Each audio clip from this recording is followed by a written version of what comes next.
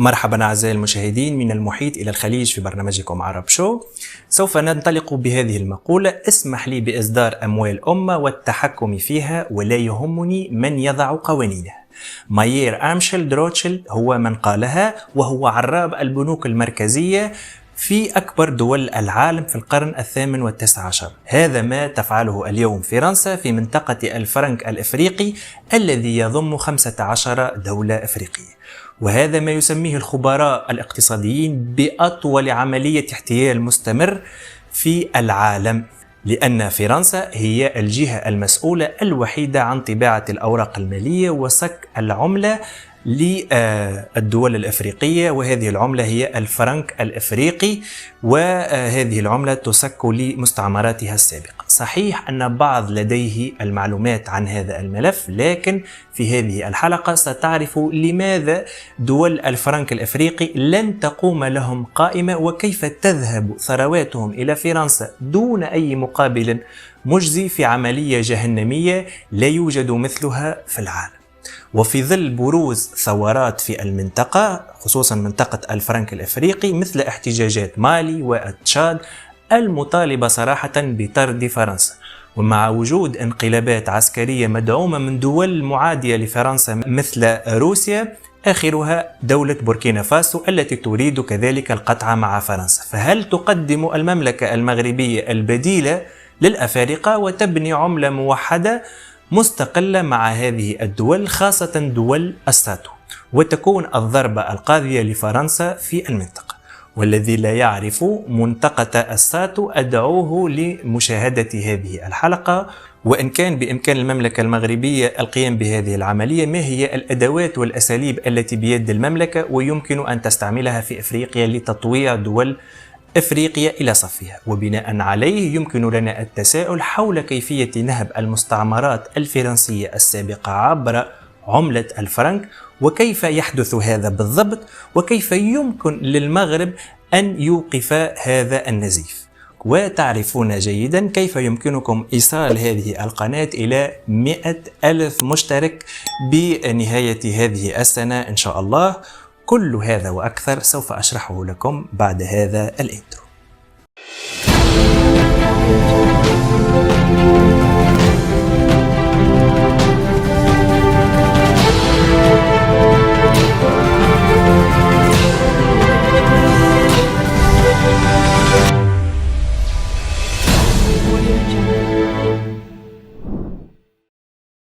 في يناير 2001، يعني في جانفي 2001، الرئيس الفرنسي جاك شيراك سافر للعاصمة الكاميرونية ياوندي ليحضر القمة الفرنسية الإفريقية. وحينما كان جاك شيراك هناك، كان الأساقفة الفرنسيون في فرنسا منزعجين من هذه الزيارة، فأصدرت بيان ملخصه: المفروض أن الرئيس الفرنسي ينأى بنفسه عن الأنظمة الإفريقية ولا يتعامل معها، لأن أعمال هذه الدول لا تتوافق مع قيم الجمهورية الفرنسية العريقة.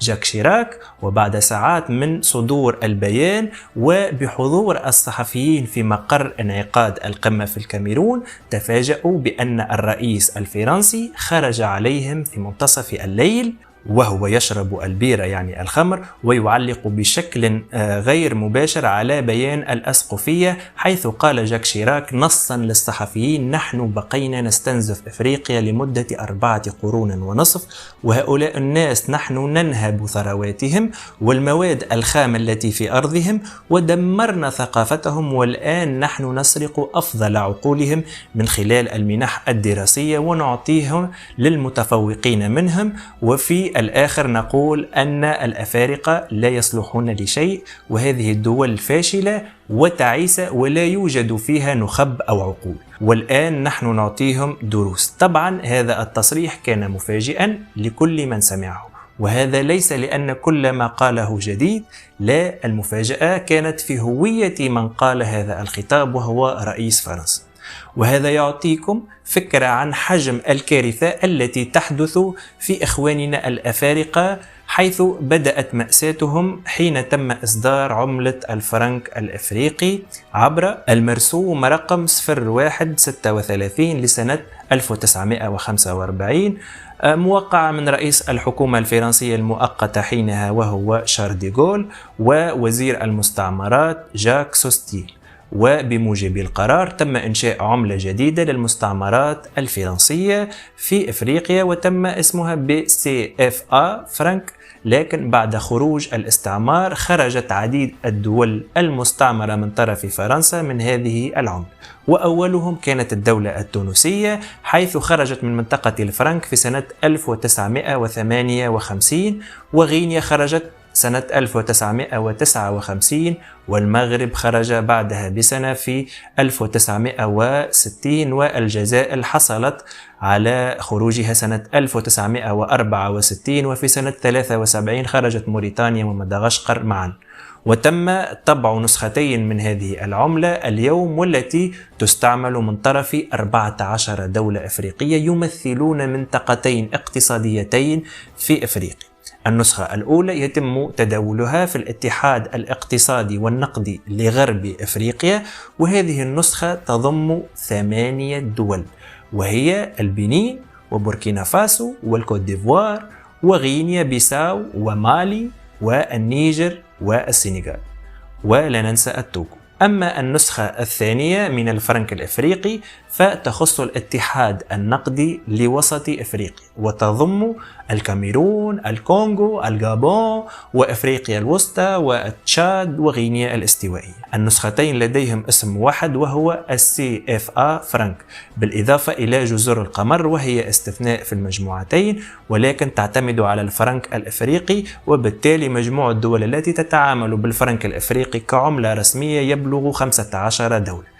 إلا أن هذه الدول لا تقوم بإصدار عملاتها، والجهة التي لها الحق القيام بهذا هي فرنسا فقط. يعني البنكنوت أو الأوراق النقدية من النسختين للفرنك الإفريقي بالإضافة لفرنك جزر القمر يتم طباعتها في المطبعة التابعة للبنك المركزي الفرنسي في منطقة شالمير الموجودة في وسط فرنسا. أما العملات المعدنية فيتم سكها في دار سك العملة بباريس. المهم أن الفرنسيين أول ما أصدروا الفرنك الإفريقي قال الفرنسيون للأفارقة إن التعاون النقدي ما بيننا وبينكم سوف تحتكمه 4 مبادئ أساسية وهي مرتبطة بفرنسا بدرجة أولى. المبدأ الأول هو سعر صرف ثابت للعملة.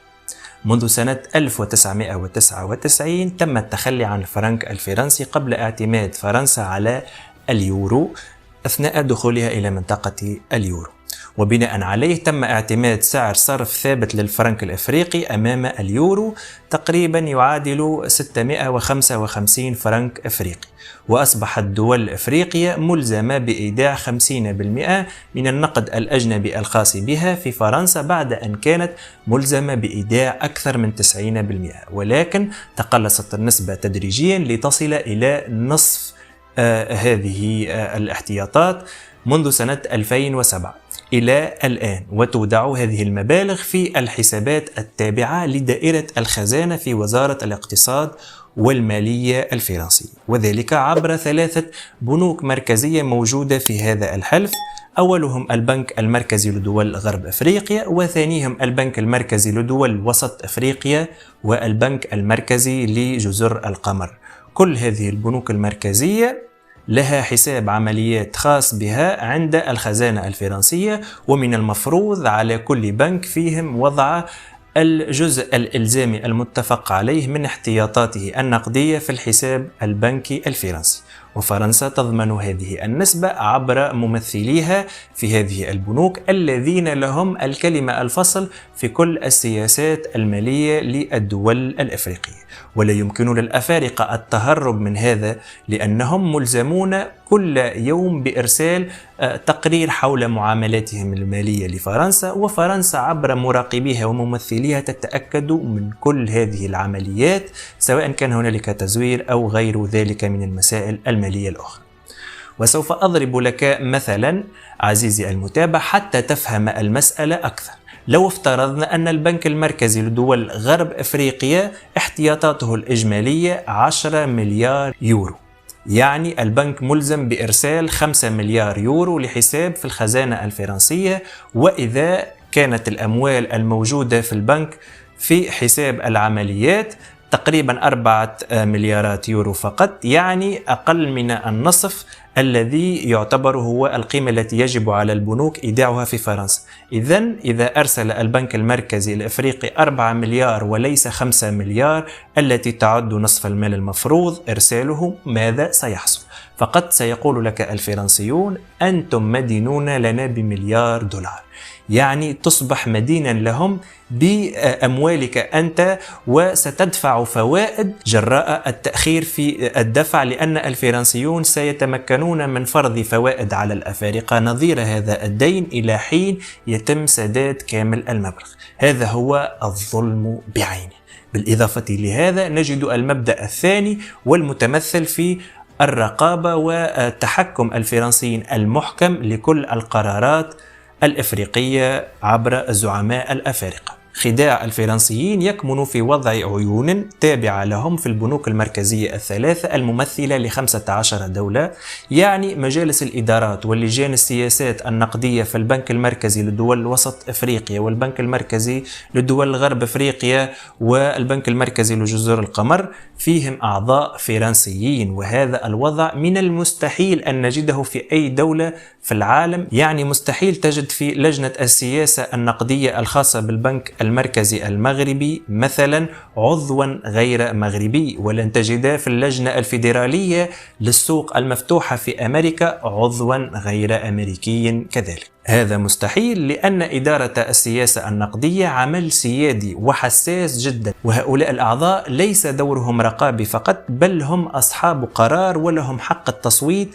وليس بإمكان الأفارقة أخذ قرار مهم دون التوافق مع الفرنسيين الموجودين في تلك البنوك. وبناء على ما سبق ذكره يمكن الآن أن نمر إلى المبدأ الثالث المتعلق بالضمان، والضمان هنا هو ضمان وهمي للبنوك المركزية الأفريقية التي تضع نصف أموالها في خزانة الفرنسية، في المقابل تحول فرنسا الفرنك الأفريقي إلى اليورو مقابل الغطاء المالي الذي لديها من العملة الأفريقية. ولكن في موازنة فرنسا نجد أن الغطاء المالي هو صفر، وهذا ما جعل قيمة الفرنك الأفريقي تنخفض 4 مرات متتالية ويفقد أكثر من ربع قيمته، لأن فرنسا لم تقم بدورها كضامن لقيمة الفرنك مثلما تصرح. يوجد بعض الخبراء من يقولون إن البنك الفرنسي المركزي هو المسؤول، ولكن البنك المركزي الفرنسي منخرط في منظومة الاتحاد الأوروبي وملزم بتطبيق قوانينها، وهذه الإجراءات التي تدعي فرنسا تطبيقها غير مدرجة في القانون الأوروبي، وبالتالي لم تطبق يوما. وبالمناسبة بحجة الضمان هذه وضع الفرنسيين أيديهم على احتياطات أفريقيا من الذهب، يعني على سبيل الذكر وليس الحصر 90% من احتياطات الذهب المملوكة للبنك المركزي لدول غرب أفريقيا موجودة في البنك المركزي الفرنسي المقدرة بأكثر من 36 طن من الذهب وفقا للأرقام سنة 2017، وهذا يتنافى مع ما هو موجود في أغلب بنوك المركزية حول العالم، لأنه يتم تخزين هذه الاحتياطات من الذهب في أماكن حصينة داخل تلك الدول. المشكلة الأكبر في هذا الموضوع هي قابلية الفرنك الأفريقي للتحويل لعملة أجنبية واحدة وهي اليورو، وهذا التحويل لازم يتم تحت إشراف الخزانة الفرنسية، وهذا هو المبدأ الرابع أو الكارثة الرابعة، وهذا أمر غريب للغاية. وحتى تفهم المسألة أفضل سأقدم لك هذا المثال. مثلا أنت رجل مغربي تزور الدولة التونسية في إطار السياحة وتحمل معك بعض الدراهم، يمكنك أن تذهب لأي بنك أو محل صرافة وتحول هذه العملة من الدرهم إلى الدينار التونسي. ولكن لو كنت رجلا سنغاليا والعملة التي معك هي الفرنك الأفريقي، في هذه الحالة أنت حرفيا ليس أمامك إلا أنك تبل وتشرب مياه هذه العملة مثل ما يقول الإخوة المصريين، لأن هذه العملة لا تستعمل إلا في منطقة إصدارها، حتى إن فرنسا لا يمكنك استعمال هذه العملة فيها لأنها غير معترف بها دوليا.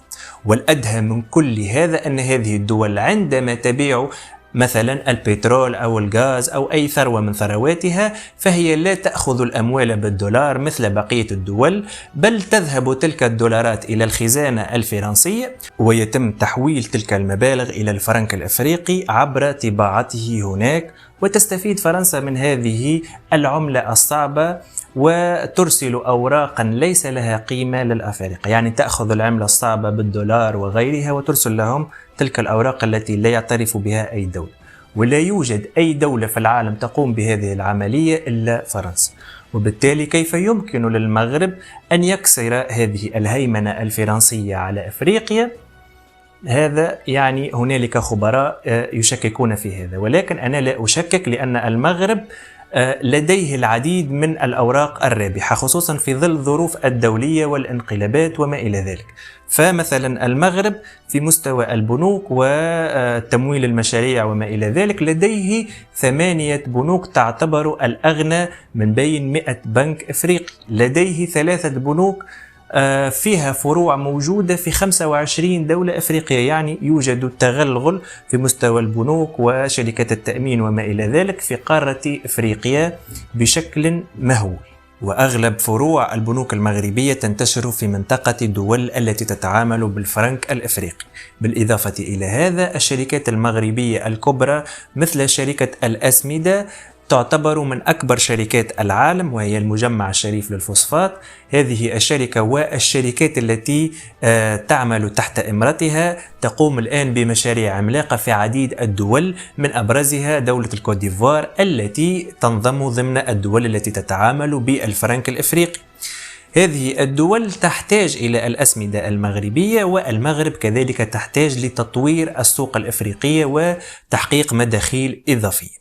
المغرب كذلك لديها مشاريع مماثلة في العديد من الدول الإفريقية الأخرى داخل هذه المنطقة. كذلك المملكة المغربية لديها ناقلة جوية هي الأبرز في قارة إفريقيا، ولديها 42 رحلة أسبوعية، وهذا سوف يفك العزلة عن هذه الدول التي تعتبر دول مغلقة نسبيا على العالم.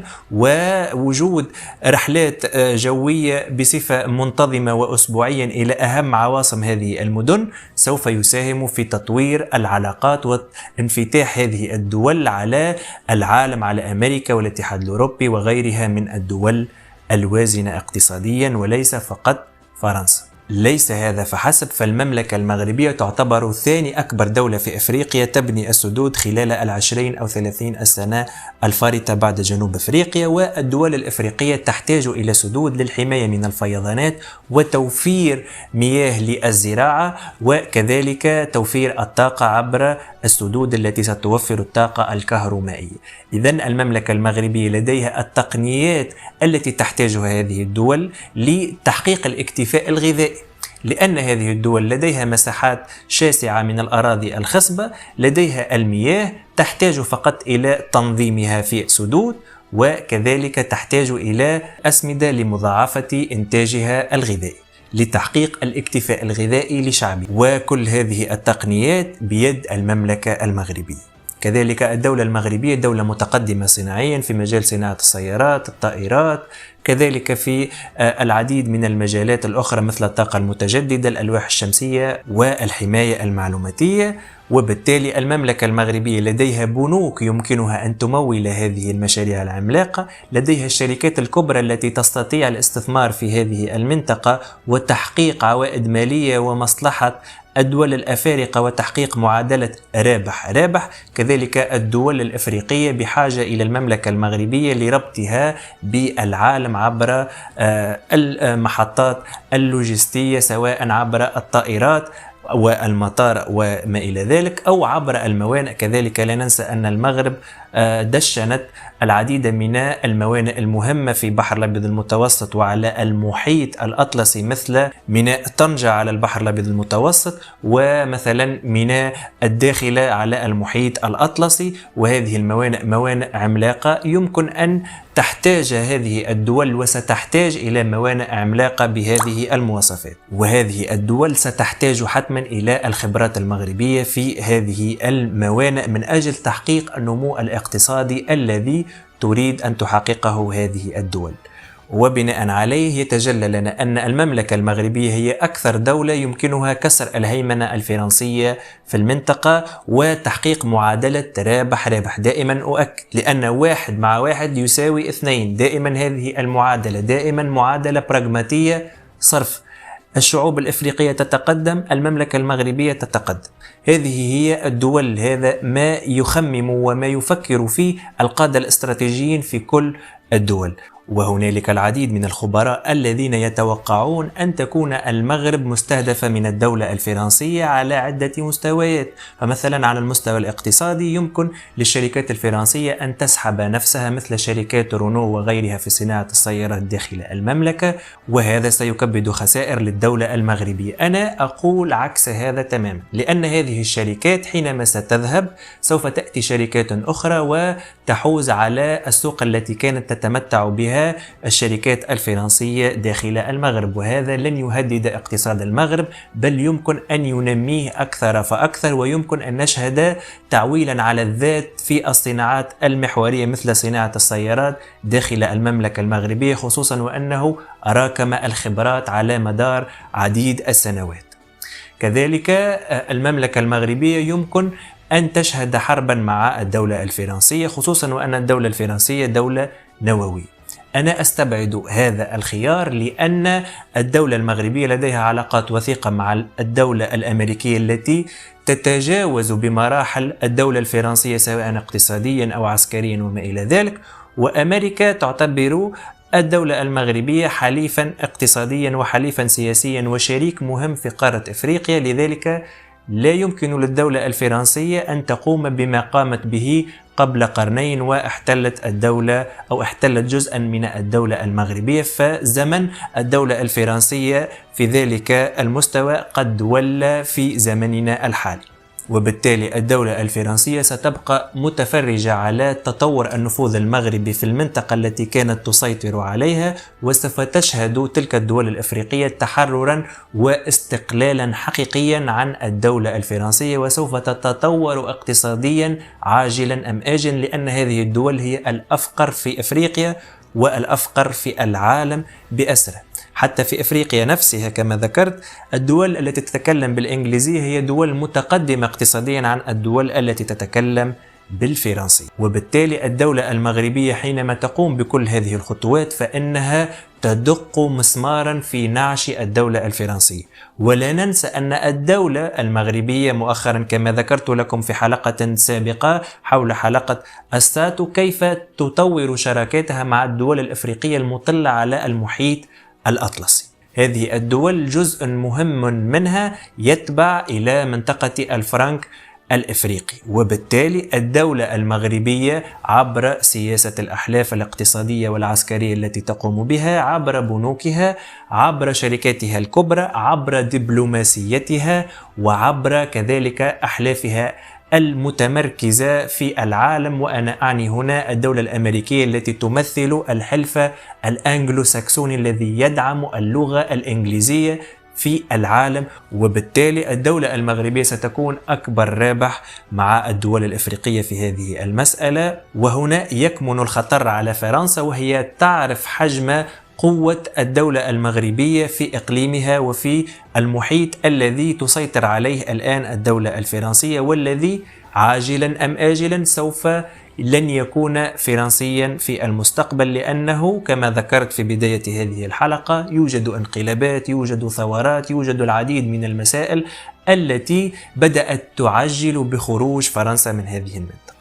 أرجو أن أكون قد وفقت في نقل المعلومة. لا تنسوا أعزائي المشاهدين الاشتراك في القناة وتفعيل زر الجرس حتى نبلغ 100,000 مشترك بإذن الله بحلول هذه السنة. وأراكم في الحلقة القادمة يوم الخميس على الساعة 5 بعد الزوال بتوقيت الرباط.